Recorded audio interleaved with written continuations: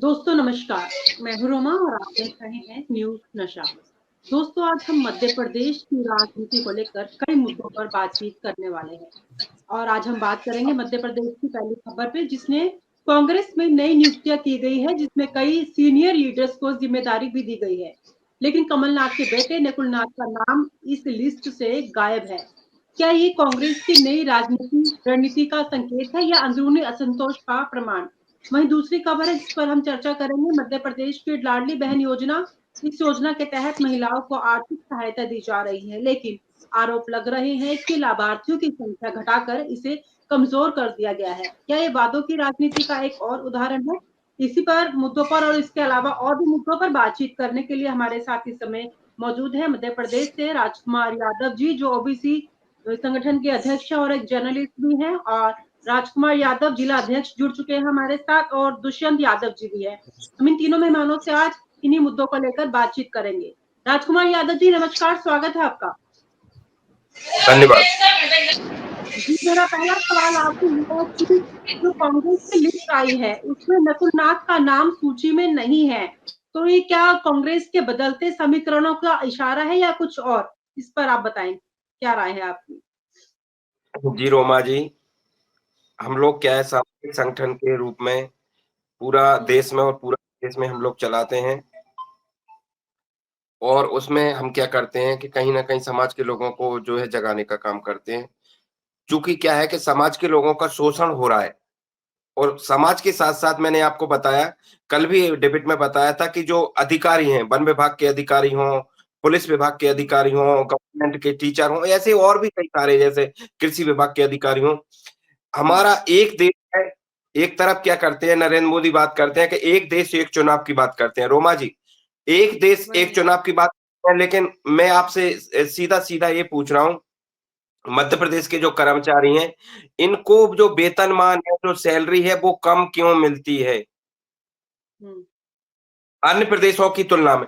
तो जब एक देश एक चुनाव की बात करते हैं तो एक देश एक सैलरी, एक देश एक वेतन होना चाहिए। ये ऐसा समान क्यों नहीं होता? अधिकार होने चाहिए। हाँ, समान मत अधिकार मैं होने चाहिए। आज एक पुलिस विभाग का एक सिपाही है जो मध्य प्रदेश में काम करता है। एक सिपाही है वो राजस्थान में काम करता है, जो राजस्थान में काम करता है उसको डेढ़ गुनी से 2 गुनी ज़्यादा मिलती है। जो उत्तर प्रदेश में सिपाही काम करता है उसको 2 गुनी के आस-पास, डेढ़ गुनी से 2 गुनी वेतन मिलती है मध्य प्रदेश की अपेक्षा।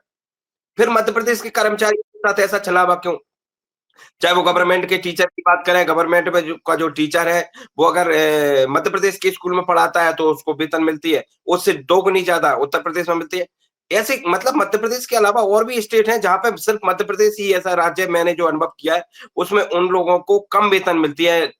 रोमा जी, एक देश एक चुनाव की बात करने वाले लोगों से मेरा सवाल है आपके चैनल के माध्यम से कि एक देश एक वेतन, एक देश एक जैसे स्कूल, एक देश एक जैसी स्वास्थ्य सुविधाएँ, इस तरह की सुविधाएँ देना पड़ेंगी, तब जाके हमारे देश का भला होगा और एक देश एक चुनाव करने से काम नहीं चलेगा। इस तरह के करने से ये लोग कहीं न कहीं ऐसा चाहते हैं कि 5 साल में जगह-जगह अगर चुनाव होते हैं, कभी बिहार में हो रहा है, कभी महाराष्ट्र में हो, कभी हरियाणा, तो इससे जनता को फ़ायदा है। और जनता को क्या हम्म फ़ायदा है? जब समय-समय पर चुनाव होती है तो सरकारों पर जो पार्टियाँ हैं उन पर दबाव बनता है कि जनता के बीच में हमको जाना पड़ेगा। अगर 5 साल में बिल्कुल। चुनाव होंगे, रोमांचक जगह चुनाव होंगे, तो वो लोग 4 साल तक, साढ़े 4 साल तक जनता का शोषण करेंगे। जैसे कि आपकी देखा कि लाडली बहना योजना के नाम पे इन्होंने वोट ले लिया महिलाओं का। चूँकि क्या है महिलाएँ पढ़ी-लिखी हुई हैं मध्य प्रदेश में, मैं सीधी-सीधी बात करूँगा आपसे कि अन्य प्रदेशों की तुलना में महिलाएँ मध्य प्रदेश की कम पढ़ी-लिखी हैं क्योंकि उनको शिक्षा से वंचित रखा जा रहा है। क्योंकि प्राइवेट जो शिक्षा महँगी हो गई तो गरीब समाज मध्य प्रदेश में अधिकतर गरीब समाज के लोग निवास करते हैं, मजदूर वर्ग ज़्यादा है।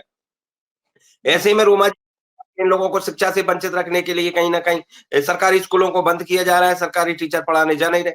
तो ऐसे में कहीं न कहीं मध्य प्रदेश के जो लोग हैं, इन लोगों के साथ हर तरह से छलावा हो रहा है, हर तरह से शोषण हो रहा है। मैं बता रहा हूँ ना, कर्मचारियों के साथ भी शोषण हो रहा है, कर्मचारियों को भी जिस तरह की सैलरी अन्य स्टेटों में मिलती है, उस तरह की नहीं मिलती। इसकी लड़ाई हम लोग लड़ रहे हैं, हम किस तरह से ओबीसी के साथ-साथ, दलितों के साथ-साथ आदिवासी अल्पसंख्यक के साथ साथ हम लोग सभी वर्ग की लड़ाई, जो कमजोर है, चाहे वो कर्मचारी और सामान्य वर्ग के लोग भी हैं, अगर वो लोग कमजोर हैं और उनके साथ भी किसी तरह का अन्याय होगा, हम उनके साथ भी हमारा संगठन और हमारे लोग खड़े मिलेंगे रोमा जी। हम किसी तरह से जातिवादी काम नहीं करना चाहते। हम जो मानवता के अंतर्गत जिस तरह की जो बात होती है, वो मानवता के लिए हम लोग लड़ाई लड़ते हैं और अंतिम सांस तक हमारा संगठन, हम लोग सब पूरे देश में और पूरे प्रदेश में इस लड़ाई को लड़ते रहेंगे। जी रोमा जी, मैं आपको एक बात बताऊंगा, अभी दुष्यंत जी जुड़े हुए हैं जो कि श्योपुर से हैं।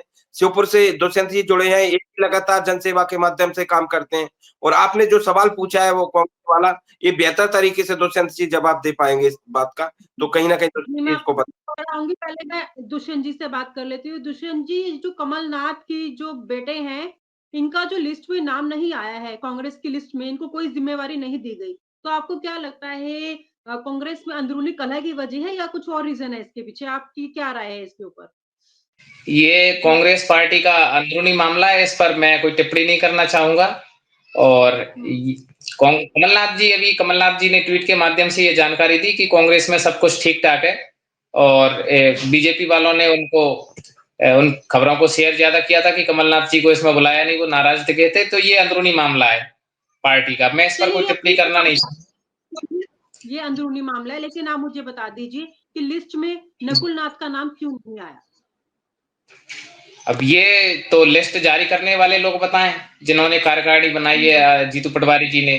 लेकिन मैं ये कहना चाहूंगा कि अभी जो लाडली बहना की जो राशि के जो तारीख डिसाइड की है सीएम महोदय ने कि 12 तारीख को लाडली बहनों का पैसा आएगा, तो इसमें हर महीने वो कटौती करते जा रहे हैं लाडली बहनों की संख्याओं में, और धीरे धीरे ये लाडली बहनों की संख्या कम हो जाएगी और एक दिन ये योजना बंद होने के कगार पे ऑटोमेटिक पहुंच जाएगी। अभी मैं आपको एक उदाहरण देना चाहता हूँ। दुष्यंत जी, पहले कितनी राशि तय की गई थी और अब कितनी कटौती की है राशि में? देखिए, अभी कल परसों न्यूज वालों ने भी छापा है इस चीज को कि उन्होंने 1 लाख से ऊपर महिलाओं का नाम उसमें से हटा दिया है किसी वजह से। तो स्वाभाविक है वो हर महीने ऐसी किसी ना किसी बहाने से महिलाओं की संख्याओं को कम करते जाएंगे और वो राशि को बचाते जाएंगे। अभी मैं आपको एक उदाहरण देना चाहूंगा। पूरे मध्य प्रदेश में एक अभियान चल रहा है फार्मर आईडी बनाने का।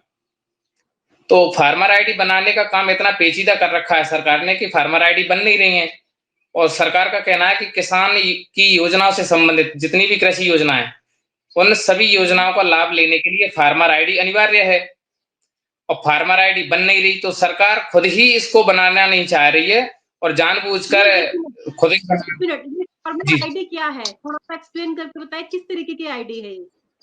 जी, फार्मर आईडी केंद्र एवं राज्य सरकार की कृषि योजनाओं का लाभ लेने के लिए और उसका जो खेती किसानी का जो डाटा है, वो सभी कृषि डाटा एक जगह इकट्ठा रखने के लिए फार्मर आईडी बनाई जाएगी, जिसमें एक किसान की जितनी भी जगह जमीन होगी, दूसरे जिलों में भी, उसके खुद के गृह जिले में भी, वो सभी जमीन एक जगह उसका पूरा डाटा रहेगा, पूरी कृषि भूमि का।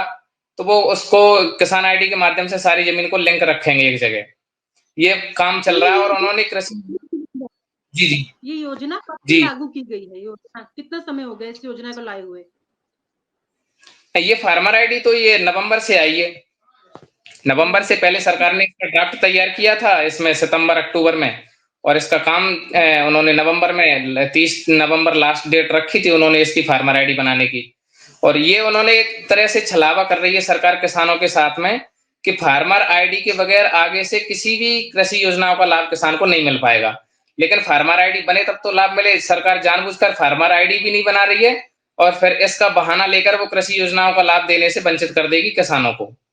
और आप हमसे जुड़े रहने के लिए सब्सक्राइब करें YouTube पर, फॉलो करें ट्विटर पर और लाइक करें Facebook पर। और ज्यादा जानकारी के लिए आपको टाइप करना होगा सिर्फ न्यूज नशा।